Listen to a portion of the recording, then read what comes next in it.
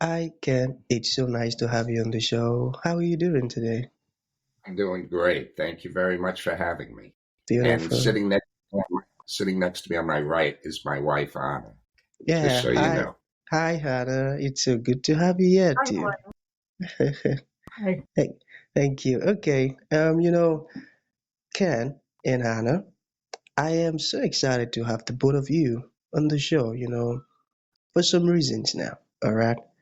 The first one is my interest in knowledge seeking because I believe in order to transition from a chaotic situation to that of a beautiful one, it takes the application of knowledge, quality information. The second reason why I'm excited to have the both of you on the show is, I believe there are some things that Kenneth, that some of my audience needs to hear you say this stuff, directly from your mouth, in order to experience transformation. I firmly believe that. And thirdly, that is me. I believe I am definitely going to learn one or two things from your story, your experiences, and your insights. Okay, so for that reason, Kenneth, let us get started with your introduction, the journey, how the journey has been so far, the challenges that you faced, and how you overcame them, and all of that. Then afterwards, I've gotten some beautiful questions for you. Okay, Ken, over to you. Hey, okay, well, I think the best place for me to start would be back in 1970, on October 31st, 1970, when I was 20, and at the beginning of my junior year in college at Cornell University. I broke my neck and damaged my spinal cord making a tackle on a kickoff in a lightweight American football game at Cornell in a game against Columbia. And since that day, I've been paralyzed almost the entire amount of my body. I have just a little bit of movement in my left arm, but nothing in my fingers or my wrist. And on the right side of my body, I could just sort of shrug my shoulder a bit. So I spent the next 9 months and 20 days in various hospitals and rehabilitation centers. And when I was injured, very few key people gave me much chance of ever leading a productive, rewarding, or happy life. And I knew while I was in the hospital that in order for me to have any chance of being successful in life, I had to make the most of my mental abilities since I was so physically limited. So 9 days after I got out of the hospital, I returned to Cornell University and I resumed my studies in industrial engineering. And I think it's important for people to know that this was about 20 years before the Americans with Disabilities Act took effect. So virtually nothing on the campus was wheelchair accessible. On my first day of classes, I had to be either pulled up or bounced down close to 100 steps just to attend my first day.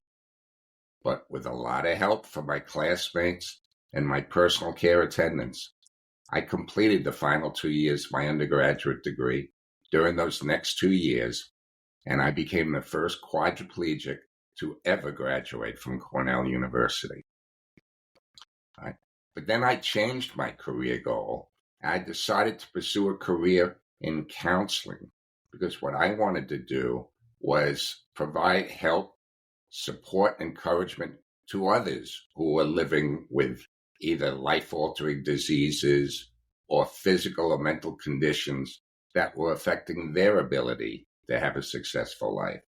So I stayed at Cornell, where I earned a Master of Arts degree in education, and I became the first quadriplegic to ever earn a graduate degree at Cornell. And then to increase my credentials, I got a Master of Education degree at Columbia University in psychology, and I worked for more than 2 years as a vocational rehabilitation counselor for other individuals who had severe physical disabilities. And while I enjoyed that work a lot, I felt there was still more that I can do. So I left the center where I was working, that was Abilities Incorporated, which is part of what's now called the Viscardi Center on Long Island. And I went to law school. I went to Hofstra Law School. And when I graduated, I went to work as a Nassau County Assistant District Attorney, where I worked for more than 40 years. But I think the best part of my journey, if I could just add one more thing, is my personal life. And if this would be a good time to share that with you, I'd like your listeners to know that when I was in my 50s, I met, fell in love, and married the woman of my dreams. Her name is Anna. She's actually sitting to my right here, just off camera. And when Anna and I decided to get married, Anna said that she wanted to have my children, my baby.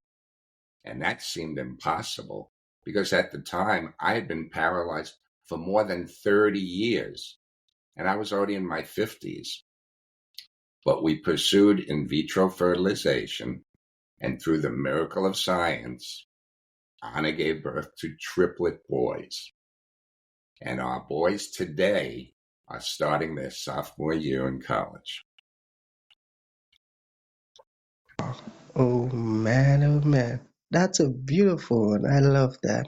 You know, Thank your story is so inspiring, and how would I put it? You're a very great man. Not allowing thank your circumstance, the situation you were in, to limit you from moving forward. That's one of the characteristics of a great leader, Ken. That's a good one. You know, thank not appreciate yeah, it.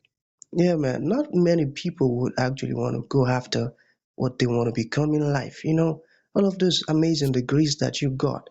Many people would have just believed that's the end. Oh man. And I'm so grateful for your wife. What an amazing woman she is. Can you talk to us a little bit about that? I absolutely agree. And, a lot of people, when they heard my story, encouraged me to write a book so that more people can learn about what I did. So during this past year, we published a book about my life. It's published by 12 Tables Press. And the name of the book is I Dream of Things That Never Were, the Ken Kunken Story. And we're very excited that now that book is out for people to read. Mm. And one thing that I like to add is when I was in the hospital, I met a number of other patients there who had spinal cord injuries before I was hurt. They were hurt a number of years before I was hurt. And I was very disappointed to see many of them were not going on to do very much with their lives. And I don't fault them for that. I fault the medical profession and the counselors that were working with them because they were offering very little encouragement to these people. I mean, they seem to have very limited expectations about what somebody with a serious physical injury could do and accomplish. And one thing that I want to make known to many people is that it's so important to keep your expectations high, not only for yourself, but for others as well. Because so often people's performance often rises or falls based upon what others expect of them. And I feel it is so important for everybody to keep their expectations high. I got that. Okay, so we just have few questions left. Okay, shall we get started with the questions, Ken? Sure. All right. So now I want to get personal a bit. Can you talk to us about what keeps you going? What is that motivator that keeps you going? Well, right now, it is definitely my wife and children. I mean, when I look at them and see the look in their eyes and the expressions on their faces, I know it is so important for me to keep going, to achieve as much as I can, to make them proud of me, and to help them in any way that I can. Wow, I love that. Okay, so how did you deal with stress? Can you talk to us about that? dealing with stress is still a problem. I mean, during my life and during my career in the district attorney's office, there's a lot of stress involved. And there's a lot of anxiety about my physical condition because I still have a lot of issues with my blood pressure being regulated. And as a result, a lot of times throughout the day, I get very dizzy, which is very stressful when you don't know how you're going to be able to function when your blood pressure goes so low. So it's really difficult. I do my best to try and stay calm. Certainly, whenever I can get outside and experience some time with nature, I think that helps.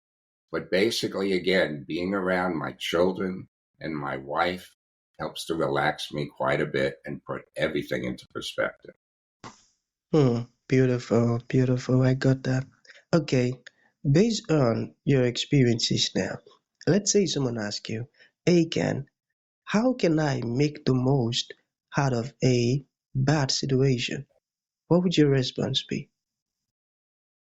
Well, I think what you need to do is take a long, deep, hard look at what your limitations are and how you can maximize your limitations to make the most of what assets you do have and what abilities you do have, so that regardless of what problems you have, you try and make the most of what assets you do have.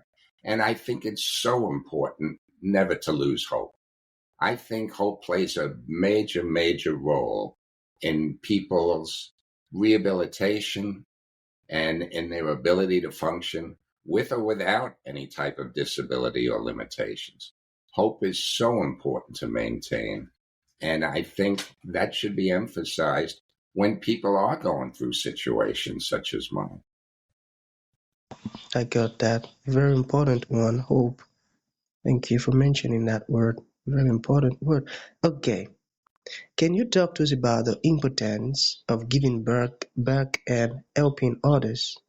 Like the importance of giving back and helping others. Well, I've received so much help in my life as a result of my physical condition. And while I appreciate everything that people have done for me, in a certain way, I've always felt guilty about all the help I've been receiving. And it was so important to me to do something that I'd be able to give back to the community, to give back to my family, to give back to those that have helped me. And that was one of the reasons why I first wanted to go into counseling as a profession, so that I could then help and guide others to achieve their career goals. And then I found that while I knew I wanted to devote my life to public service, I found that working at the district attorney's office was a really good way for me to do that and help even more people. So I've been fortunate to find two different careers, two different vocations, where I get the satisfaction of knowing that each day I'm helping others in whatever I'm doing. And that has helped me quite a bit. Got that. Beautiful. Okay, so to bring this to an end, Ken, you've shared your beautiful story, inspiring, and some powerful words that you've said already. What would you like to leave the audience with, like a final thought?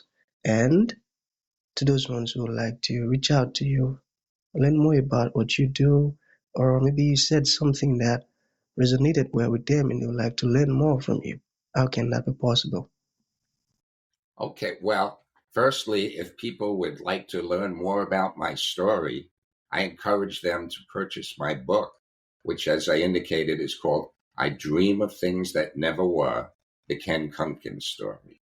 But in addition, if somebody would like to read more about me or get in touch with me, they can look at my website, which is www.kenkunken.com, or they can send me an email if they'd like it, ken.kunken@gmail.com, and they can find out more about me that way. And if there's any way I can help people, I certainly would like to do so.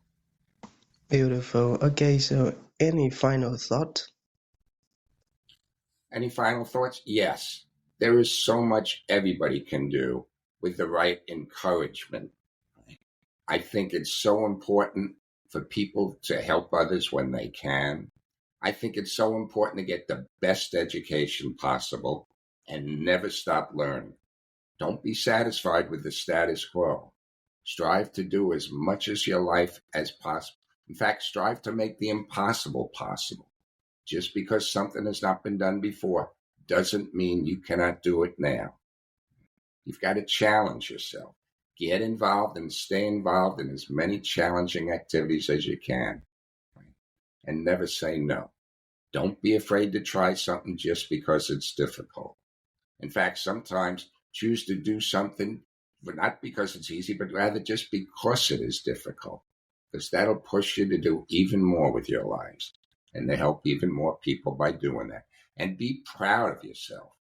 Be proud of what you do and what you have accomplished, and make those around you proud of you as well. Beautiful. I love that. That was a beautiful one. Okay, Ken, that's going to be the end of the show. Thank you for coming and thank you for, sharing your amazing insight with us. It means a whole lot, Ken. Thank you so much. Thank you for having me, and thank you for allowing me to tell my story.